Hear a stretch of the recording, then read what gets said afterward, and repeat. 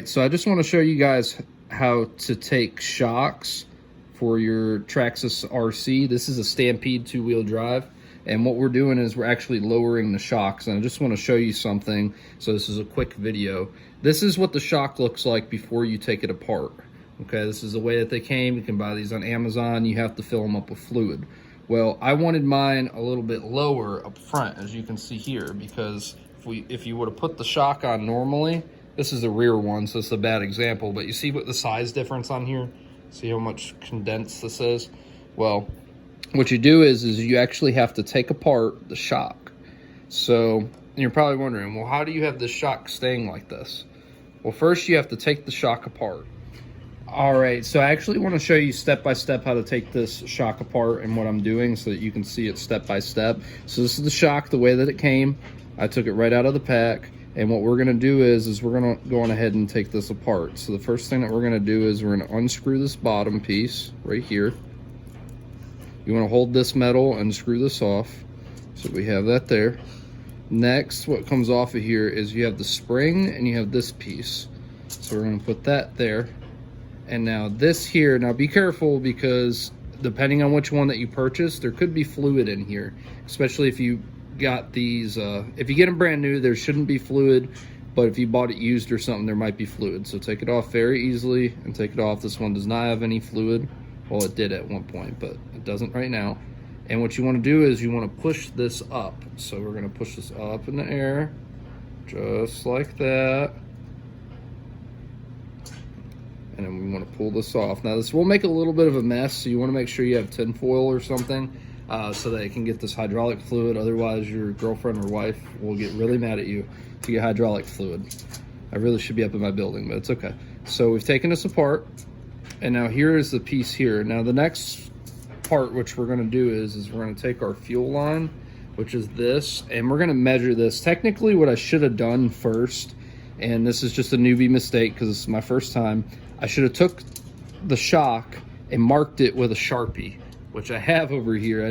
I got too excited, I suppose. So what we're gonna do now is I'm just gonna guess. So we'll just go for it. Why not? Solid advice. So let's do this. I'm gonna cut off about this much right here. So let me cut this.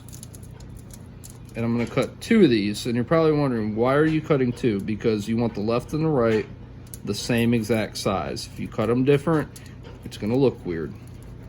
So, all right, so we have 2 pieces of fuel line that are cut.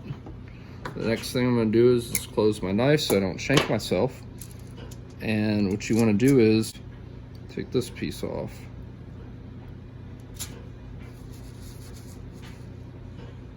You have your little handy dandy tool. Take that bolt off. Make sure you pay attention to which direction this goes. So it's going to go like this. The dip goes down in the bottom.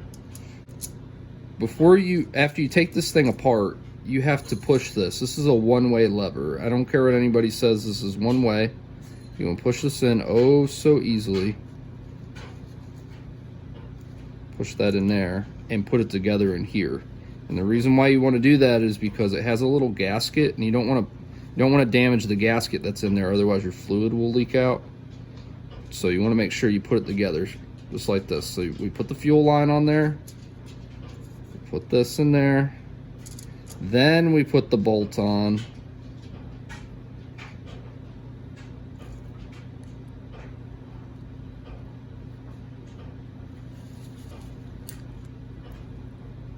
Tighten it up. Doesn't have to be super tight, but get it as tight as you can. It's kind of hard when your fingers are slippery from the grease, but there you go. So now you just pull this down, be careful with it, and now your shock is that long. See that? So, and that's how you do it. And then you just put it all back together. Now the thing is with this, and I'll show you me putting it back together, I'm gonna screw this on the bottom. Just like that. You have that piece. Then you want to take your shock oil, which is this. Put your shock oil in there. You want to put a good bit in there. The rear ones take a lot more than the front ones. and you want to pump it. It's very important to pump this, because if you don't pump it, you can see these little air bubbles. You want to do a little bit at a time so that it gets all the way down. And you want to do this and just keep pumping it. The way you know if you did this correctly is because when you put it all together, if it doesn't move or retract, then that means you have air in your lines. So you want to do this a couple times, and you just keep filling it up. There we go. So this one's filled all the way up to the top, up and down. All right. So now I'm going to take this and put this on.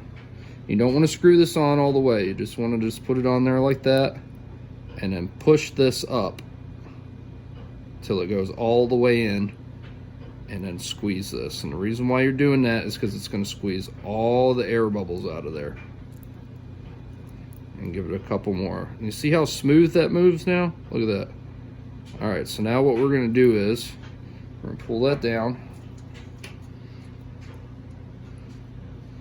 Now this is the tough part right here, getting the spring back on. So we're going to take this off.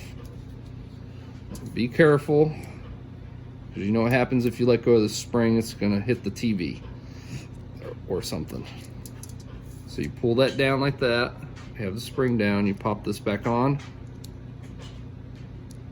and boom, just like that, you have lowered your shocks, and you have lowered them. They retract. You want to make sure you can do that, and then you're good to go. Congratulations. Now do that for all four. Take your time, don't rush, and that's how you lower your shocks. And I'll show you an after picture of what it looks like now. And that's what it looks like when it's all done. Looks pretty clean. We got the engine mount on there also. We're still doing a little bit of wire management there, but here's the shocks. The main reason why I lowered this, let me bring this around. The main reason why we lowered it was because of this. You see this bar? The rear axle is now straight. Before, it was sitting like this. It was sitting at an angle, but who would have known a little bit of fuel line could lower your shocks? I think that's one of the coolest DIYs for these things. So you can do this with your stock shocks. You can do it with those. You can do them with any kind, really. I had the original Traxxas Shocks on here, but they were pretty busted. So, but anyway, like, comment, subscribe. We'll have more cool videos coming soon. This was just a quick how-to of how to lower your Traxxas. This is your boy Endless. Talk to you guys later. But I just wanted to show you, how do you lower your Stampede? Well, you have to take them apart, get some fuel line, bada bing, bada boom, put it all together. You're good to go, baby. All right, like, comment, subscribe.